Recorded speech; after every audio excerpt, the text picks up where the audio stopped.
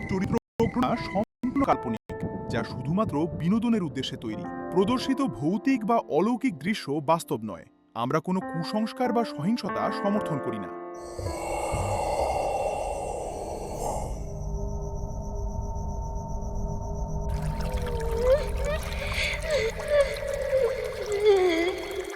শালিখা নামটা শান্ত হলেও এই নদীর বুকে লুকিয়ে আছে এক গভীর রহস্য আর অভিশাপের গল্প। আজ থেকে প্রায় 50 বছর আগে এই নদীর তীরেই ছিল কালীপুর গ্রামের শ্মশান। এখানকার মানুষেরা বিশ্বাস করত যে রাতে এখানে নিশি আসে, আর দিনের বেলাও নাকি এক জলপেতনির কান্না শোনা যায়। সেই কান্না শুনে কেউ যদি সাহস করে নদীর ঘাটে যায়, তবে তার আর ফেরা হয় না। এই গল্পের শুরু আজ থেকে 10 বছর আগে এই কালীপুর গ্রামে।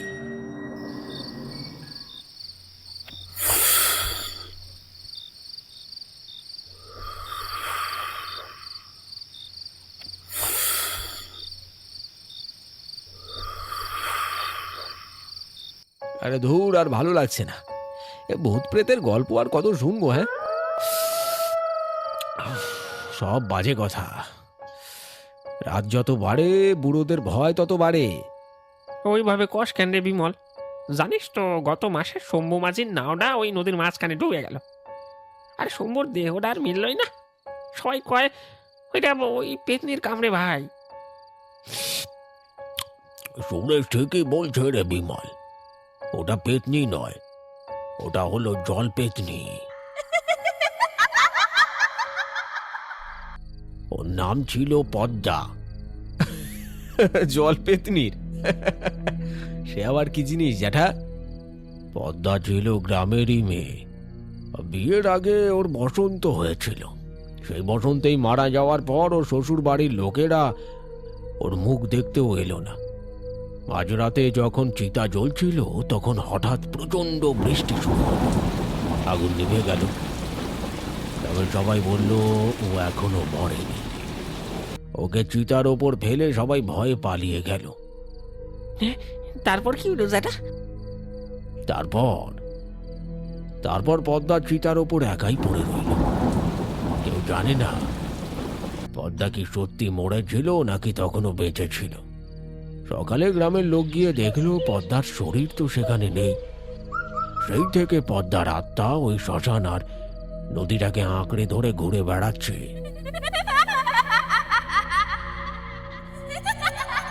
সে প্রতিশোধ নিতে চায়। প্রতিশোধ? কিসের প্রতিশোধ?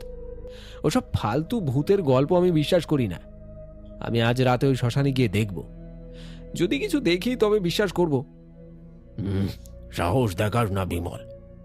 ও নিশির মতো ডাক দেবে। একবার ওর মিষ্টি কান্না শুনলে তোর আর ফেরার পথ থাকবে না। বিমল একজন যুক্তিবাদী মানুষ।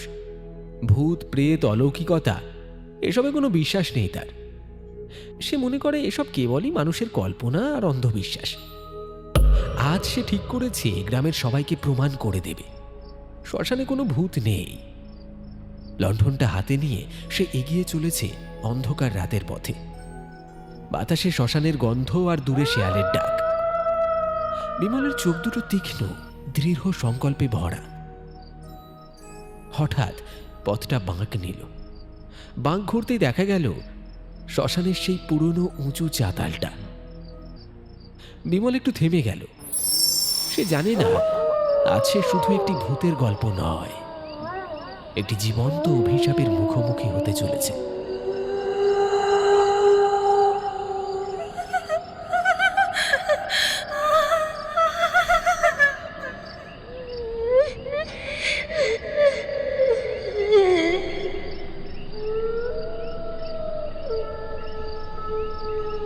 ধুর, কোথায় কি? এই কাকার বুড়ো বয়সে মাথা গেছে। সারাক্ষণ ভূত পেতনি অপদেবতার গল্প শুনিয়ে বেড়ায়। ঠিক তখনই একটা গভীর করুণ মহিলা কণ্ঠের কান্না বাতাসে ভেসে এলো। কান্নাটা যেন খুব কাছ থেকেই আসছে, ওই নদীর দিক থেকে।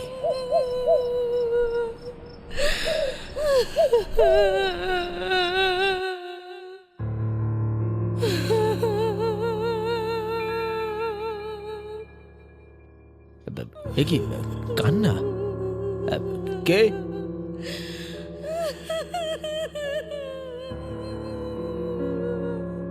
কে কাঁদছে এত রাতে? এই কে আছিস? বিমল, আমার খুব কষ্ট হচ্ছে। বিমল, আমায় এখান থেকে উদ্ধার করো। বিমলের হাত পা ঠান্ডা হয়ে আসছে, নিঃশ্বাস ভারী হয়ে গেছে, তবু মনটা শক্ত করে বলে উঠল, কে কে ওখানে? কেউ ইয়ার কি করছিস নাকি? সামনে আয় দেখি, সামনে আয়।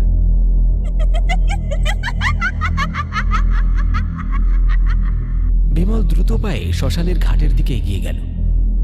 কুয়াশার মধ্যে নদীর জল দেখা যাচ্ছে। সেখানে একটি অর্ধ দগ্ধ চিতার কাঠ তখনও পড়ে আছে, আর জলের কিনারে একটি লম্বা চুলওয়ালা মহিলা বসে আছে পিঠ ঘুরিয়ে। এই কে তুমি? এত রাতে এখানে কি করছো? আমার আমার খুব ঠান্ডা লাগছে। সেই দিনও এমন ঠান্ডা লাগছিল। তুমি তুমি তুমি আমাকে একটু আগুন দেবে? কে ওখানে? তোমার মুখ দেখাও। কে তুমি?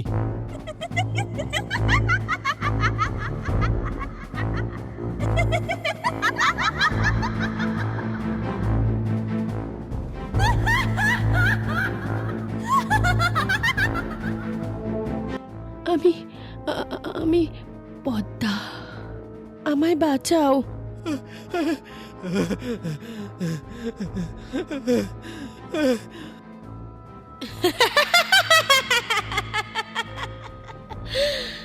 তুইও চলে যাবি? সেদিনও সবাই আমাকে ফেলে চলে গিয়েছিল। তুই আর এখান থেকে যেতে পারবি না। না না না, আমি তোমায় চিনি না, তোমার কোনো ক্ষতি করিনি। আমায় আমায় আমায় যেতে দাও, যেতে দাও আমায়। না, তুই আর যেতে পারবি না। আমার হিসেব এখনো বাকি। গ্রামের লোকেরা আমাকে অনেক অবজ্ঞা করেছে, অপমান করেছে। আমি গ্রামের কাউকে শান্তি দেব না। না না না না, আমায় ছেড়ে দাও, আমার ভুল হয়ে গেছে, আমায় ছেড়ে দাও। না না, আমি কাউকে ছাড়বো না। ঝাঁপিয়ে পড়লো বিমলের উপর। তার লম্বা সরু সরু প্যাকাটির মতো আঙুল দিয়ে বিমলের মাথাটা ধরে উল্টো দিকে ঘুরিয়ে দিল। কাটা কলা গাছের মতো লুটিয়ে পড়ল বিমল মাটিতে।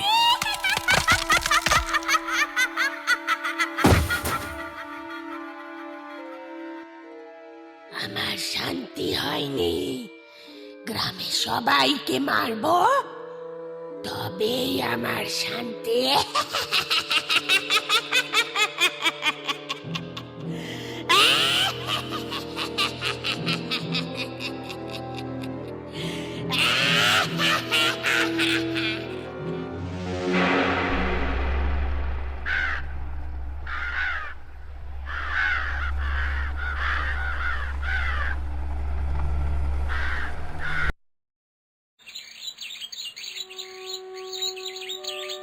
বিমল কাল রাতে বাড়ি আসেনি। ভোর হতেই সুরেশ আর পল্টু কুয়াশার মধ্যে দিয়ে হেঁটে যাচ্ছে শ্মশানের দিকে। কাকা, ও কাকা, এই ভোর ভোর বেলায় ঠান্ডায় কই যাইতেছি রে আমরা? শ্মশানের দিকেই যাইতাছি, তুই চুপচাপ আমার পিছে পিছে আয়। কেন কাকা, শ্মশানে কেন যাইতেছি? কেডা মরছে নাকি কাকা? আরে চুপ কর রে, চুপ কর, বেশি প্যাঁচ প্যাঁচ করিস না, গেলেই বুঝবি সব। সুরেশ আর পল্টু হনহন করে এগিয়ে চলেছে শ্মশানের দিকে। কিছুটা হাঁটার পরে তারা শ্মশানে এসে পৌঁছল। সুরেশ কিছু দেখে নির্বাক হয়ে দাঁড়িয়ে পড়ল। সে দেখল বিমলের দেহটা পড়ে আছে শ্মশানের কাছে। বিমলের পরিণতি দেখে গোটা কালীপুর গ্রামে নেমে এলো চরম আতঙ্ক। কেউ আর ঘরের বাইরে পা রাখছে না। এবার ভরসা কেবল নকুল জ্যাঠা।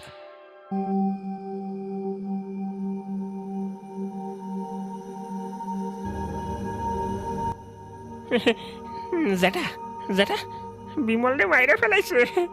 এখন কি হইব? আমি তো আগেই জানতাম। আমি জানতাম ওই বিমল এইরকম কিছু না কইরা ছাড়বো না। এখন কি হইব? শান্ত হ সুরেশ। বিমলকে চলে যেতে হলো ওর জেদের কারণে। আমরা তো সবাই বারণ করেছিলাম, ও কারোর কোনো কথাই কানে তুলল না। সেই জলপেতনি বিমলকে মেরে ফেলেছে। এখন আমাদের দরকার এমন কাউকে যে এই অভিশাপের শেষ করতে পারে। একমাত্র ওঝা জনার্দনই পারে, কিন্তু সে তো বহু বছর আগে গ্রাম ছেড়ে চলে গেছে। কোথায় থাকে আমার জানা নেই। ঠিকানাটা আমার জানা আছে করো, ওরেই আমাকে ডাকতে হইব। নাইলে এই শীতে পদ্মা পেতনির প্রতিশোধ লইতে প্রতিদিন একজনা করে মানুষ মারবো। সুরেশ, তুই এখনই তুই আরো তোরে আইতে হইব আমাকে লগে ওঝা জনার্দনের খোঁজে, বুঝছস? আমার যাইতে হইব। আরে ভাই, আমার তো একটু কাম আসিল রে। আরে অন্য কেউ গেলে হইতো না? হ্যাঁ, ওসব কাজ এখন বাদ দে। জীবন আগে নাকি কাজ? এক্ষুনি তোরা দুজন বেরিয়ে পড় ওঝা জনার্দনের সন্ধানে। সুরেশ চুপচাপ চোখ মুছল, যেন ভয় বুকের ভেতর নখ বসে আছে। তবু বিমলের জন্য প্রতিশোধের আগুন তার চোখে ঝলসে উঠছে। এক মুহূর্ত দ্বিধা না করে সে মাথা নেড়ে রাজি হলো। দুজনে হনহন করে মাছা থেকে নেমে গেল। রাতের আঁধারে তাদের পায়ের শব্দ মিলিয়ে গেল বৃষ্টি ভেজা পথে। নকুল জ্যাঠা তখন নীরব হয়ে আকাশের দিকে তাকিয়ে রইলেন। সেকালের সেই লম্বা কালো বিড়িতে ধোঁয়া টানতে টানতে যেন কিছু ভাবছেন গভীরভাবে। ধোঁয়ার পাকের সঙ্গে মিলেমিশে গেল রাতের অন্ধকার। আর দূরে কোথাও বজ্রপাতের আলোয় এক মুহূর্তের জন্য দেখা গেল তার মুখে অদ্ভুত উদ্বেগের ছায়া।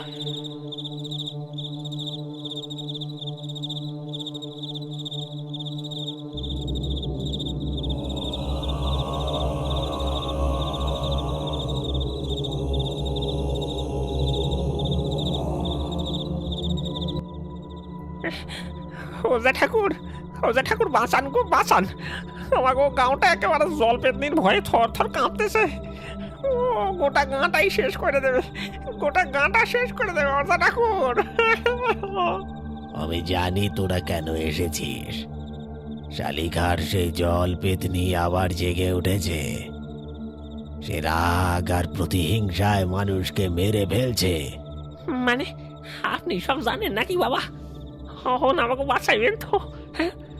নাইলে জলপেতনি আমাকে সব বাইরে শেষ করে দেব। ওকে সহজে আটকানো যাবে না, তবে এটা অসম্ভব নয়। কিন্তু ওকে বাঁধতে আমার 3টে জিনিস লাগবে। এগুলো না পেলে আমি কিছু করতে পারবো না। শোন তবে, পদ্মার ব্যবহার করার শেষ শাঁখা, চিতায় পোড়ানোর সময় নিভে যাওয়া কাঠ যা শ্মশানে আজও পড়ে আছে, আর পূর্ণিমার রাতের শালিখা নদীর জল। পূর্ণিমার রাতেই নিতে হবে। আমরা সব জোগাড় করে আনু, কিন্তু পদ্মার শাখাটা কই পামু?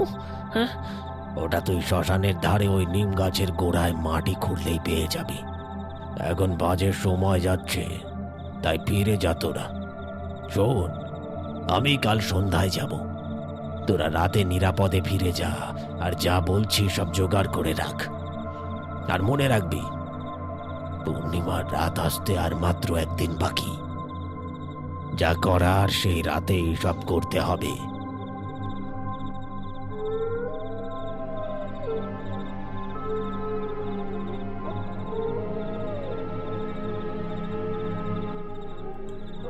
পূর্ণিমার রাত, চাঁদের আলোয় গোটা গ্রাম আজ অদ্ভুত নীরব। সবাই জানে আজকের রাতেই পেতনির শক্তি সবচেয়ে প্রবল। জনার্দন ওঝার নির্দেশ মতো এটাই শেষ সুযোগ। এই পূর্ণিমার রাতে জলপেতনিকে বন্দি না করা গেলে আর কোনোদিনও তাকে থামানো যাবে না। নকুল জ্যাঠা, সুরেশ আর গ্রামের আরো কয়েকজন মিলে এখন শ্মশানের ধারে। বাতাসে ধূপ আর মন্ত্রের গন্ধ ঘুরে বেড়াচ্ছে। নদীর জল জনার্দন ওঝা নিজ হাতে মন্ত্রপুত করেছেন। সবাই নিঃশব্দে অপেক্ষা করছে কখন সেই ভয়াল পেতনি জল ফুঁড়ে উঠবে। অং হ্রিং ক্রিং কালিকায় নমঃ। অং চণ্ডিকা মহামায়া অং রুদ্ররূপিণী। পদ্মার যন্ত্রণার আগুন নিভে যাক, দুষ্ট আত্মা ভস্মীভূত হোক। নদী মাতা, তোর গভীরে লুকোনো ক্রোধ প্রশমিত হোক। অগ্নি, জল, বায়ু, আকাশ, ভূমি, এই 5 তত্ত্বে পদ্মা বিলীন হোক। অং মুক্তি দেহি, শান্তি দেহি, কালরাত্রি স্বাহা।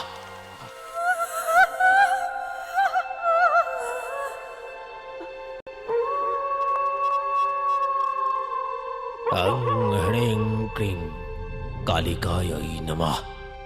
অং আমার চণ্ডিকা শাখা, মহামায়া আমার কাঠ আমাকে ফিরিয়ে দে, নয়তো তোদের মর্মান্তিক মৃত্যু দেব।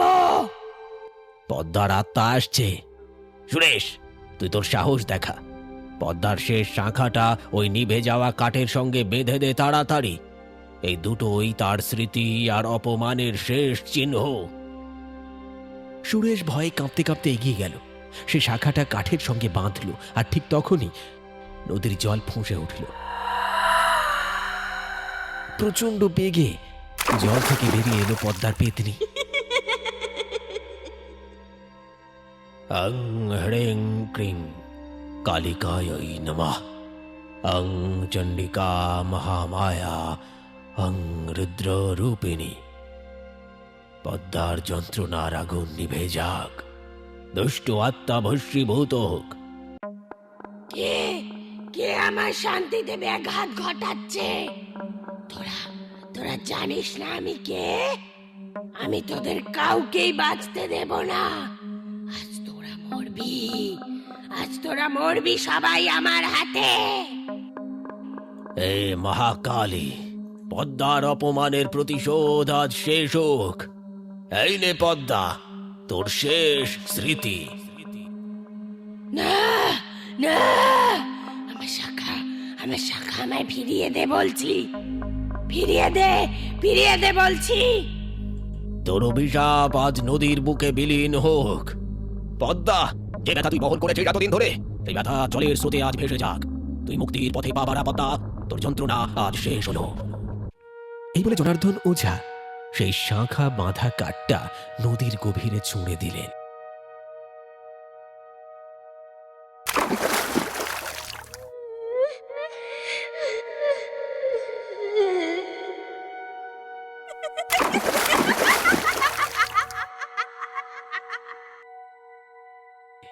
আর তখনই সকলের চোখের সামনে পদ্মার আত্মা আস্তে আস্তে ধোঁয়ার মতো শালিখা নদীর বুকে বিলীন হয়ে গেল। অভিশাপ শেষ হল। জল পেতনি পদ্মা মুক্তি পেল তার অপমানের যন্ত্রণা থেকে।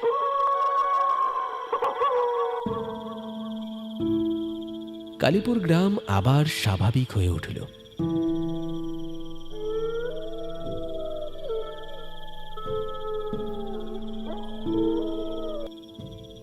তুই সাহস দেখিয়েছিস সুরেশ, সত্যি তুই অন্যরকম ছেলে। না চ্যাডা, আমি তো একলা কিচ্ছু করতে পারলাম না। বিমল রায় ছিল আমার ভরসা। ওই ওই ওঝা মশাই পদ্মার ভূত চারে মুক্তি দিয়েছেন।